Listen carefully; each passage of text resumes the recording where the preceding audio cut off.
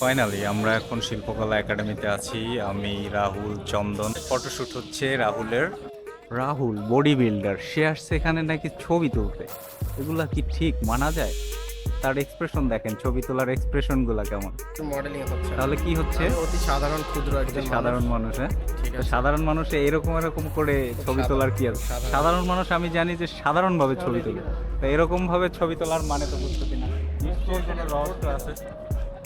জানি না কোন ব্র্যান্ডের মডেল, দেখতেই পাচ্ছেন সেই লুক দিয়ে সে বসে আছে।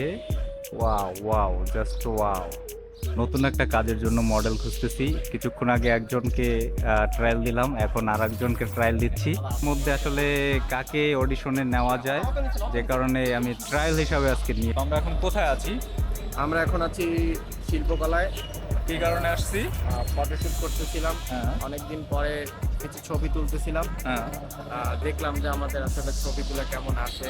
যে মডেল হিসেবে কোথাও কাজ করতে পারি কিনা আসলে ভবিষ্যতে। হ্যাঁ? সেরকম কিছু না। না, আমার যেটা মনে হচ্ছে, এই যে ফিগারটা দেখে রাখেন, আমি অতি ফেস ক্ষুদ্র ফিগার একজন মানুষ। সবকিছু অল্প কিছুদিনের মধ্যেই তাকে যে কোনো ওয়ালে বা পোস্টারে যে কোনো জায়গায় দেখতে পাবেন। ছিলাম এই যে সেই আশা আমি করি। ওনার সাথে একটু পরিচয় করি দিই। ওনার এই সাথে ভদ্রলোকের ছবি তোলার জন্য ভদ্রলোক, এই ভদ্রলোকের জন্য কি কারণে ছবিটা এসেছিলাম। তার বিবাহের জন্য ছবি লাগবে কিছু, হ্যাঁ। যার কারণে কিছু ছবি তুলতেছিলাম।